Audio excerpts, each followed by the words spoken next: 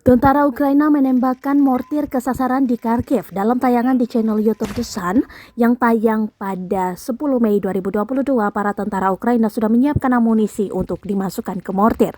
Mereka juga bersiaga dengan senjata untuk bisa menangkis serangan musuh.